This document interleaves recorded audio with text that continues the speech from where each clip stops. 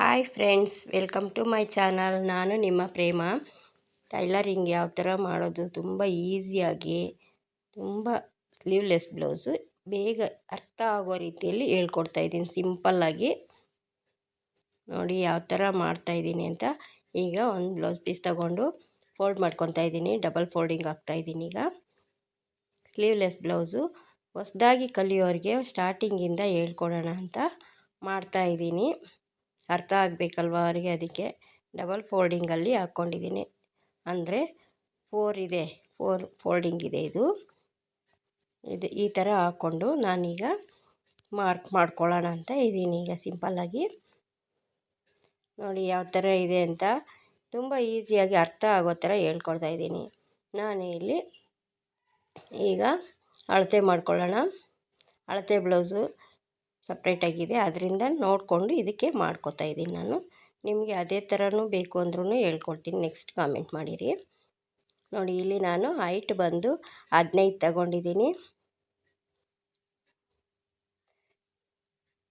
ಉದ್ದ, ಬ್ಲೌಸಿನ ಉದ್ದ 15 ತಗೊಂಡಿದ್ದೀನಿ.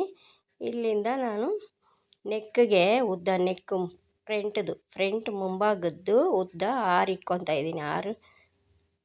6 ಇಂಚು. ಈಗ ಅಲ್ಲಿಂದ ಎಷ್ಟಿದೆ ಅಂತ ನೋಡ್ತಾ ಇದ್ದೀನಿ. ಈಗ 15ರಿಂದ ಮೇಲ್ಗಡೆಗೆ ಮಾರ್ಕ್ ಮಾಡ್ಕೊತಾ ಇದ್ದೀನಿ.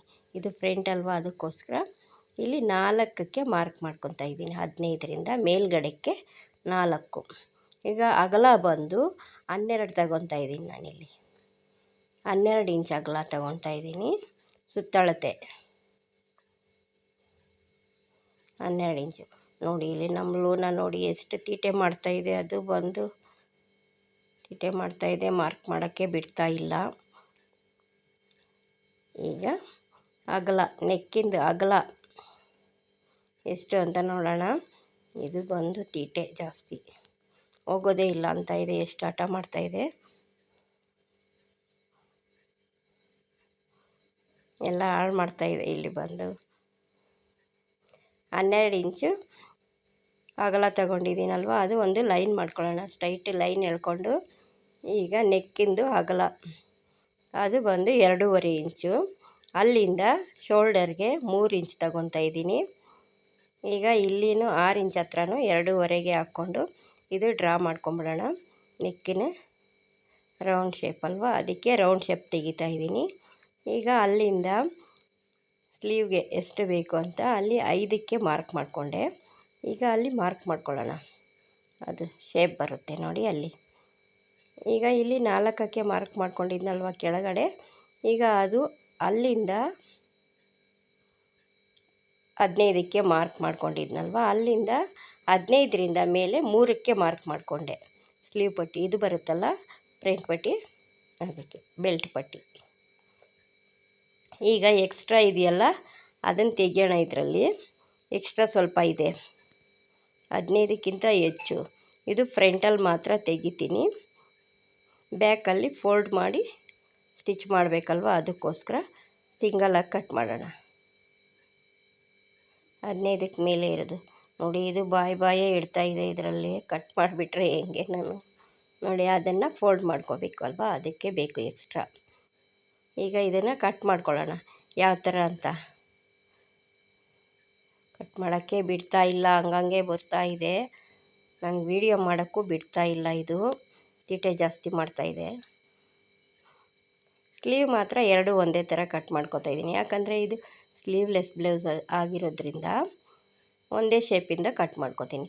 ಅದೇ ಸ್ಲೀವ್ಲೆಸ್ ಇಲ್ಲದೆ ಸ್ಲೀವ್ ಇರೋ ಬ್ಲೌಸ್ಗಾದರೆ ಫ್ರಂಟು ಬ್ಯಾಕು ಸಪ್ರೇಟಾಗಿ ಕಟ್ ಮಾಡ್ಕೋಬೇಕು.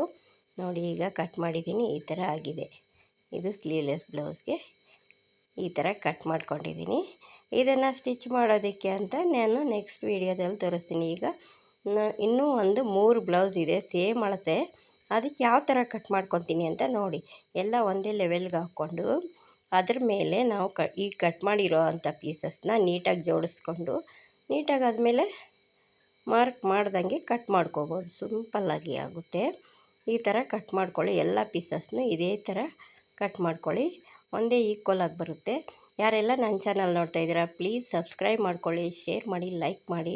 ಮತ್ತು ಯಾವುದಾದ್ರೂ ವೀಡಿಯೋ ಬೇಕು ಅಂದರೆ ಕಾಮೆಂಟ್ ಬಾಕ್ಸಲ್ಲಿ ಕಾಮೆಂಟ್ ಹಾಕಿರಿ. ಆದಷ್ಟು ನಾನು ಟ್ರೈ ಮಾಡ್ತೀನಿ ವೀಡಿಯೋ ಮಾಡೋದಕ್ಕೆ. ನೋಡಿ ಈ ಥರ ಫ್ರಂಟ್ಗೂ ಅಷ್ಟೇ ಎಲ್ಲ ಪೀಸಸ್ಸು ಕರೆಕ್ಟಾಗಿದೆಯಾ ಇಲ್ವಾ ಅಂತ ಒಂದು ಸಾರಿ ಚೆಕ್ ಮಾಡಿಕೊಂಡು ಹಾಕ್ಕೋಬೇಕು ಕರೆಕ್ಟ್ ಅಳತೆಯಿಂದ. ಈ ಥರ ಕಟ್ ಮಾಡಿಕೊಂಡ್ರೆ ತುಂಬ ಈಸಿ ಆಗುತ್ತೆ. ಫಸ್ಟ್ ಒಂದು ಬ್ಲೌಸ್ ಕಟ್ ಮಾಡ್ಕೊಂಡ್ಮೇಲೆ ನಾವು ಆದಮೇಲೆ ಹತ್ತಾದರೂ ಹಾಕ್ಕೊಂಡು ಒಂದೇ ಲೆವೆಲ್ಗೆ ಕಟ್ ಮಾಡ್ಕೋಬೋದು. ತುಂಬ ಈಸಿಯಾಗಿ ಮೆಥಡು. ನಿಮಗೆ ಬೇರೆ ಥರ ಬೇಕು ಅಂದ್ರೂ ಕೇಳಿ, ಬೇರೆ ಹೇಳ್ಕೊಡ್ತೀನಿ. ಈಗ ಫಸ್ಟ್ ಟೈಮ್ ಮಾಡ್ತಾಯಿದ್ದೀನಲ್ಲ ಇದು, ಇಲ್ಲ ಮೊದಲೆಲ್ಲ ಹಾಕಿದ್ದೀನಿ ಬೇರೆ ವಿಡಿಯೋ, ಅದೆಲ್ಲ ಚೆಕ್ ಮಾಡ್ಕೊಳ್ಳಿ ನೋಡಿ. ಈ ಥರ ಸುಲಭವಾಗಿರುತ್ತೆ ಹೊಸ್ದಾಗಿ ಕಲಿಯೋರಿಗೆ ಅಂತ ಈ ಥರ ಮಾಡಿದ್ದೀನಿ. ನಿಮ್ಗೆ ಯಾರಿಗೆ ಇಷ್ಟ ಆಯಿತು ಅಂತ ಲೈಕ್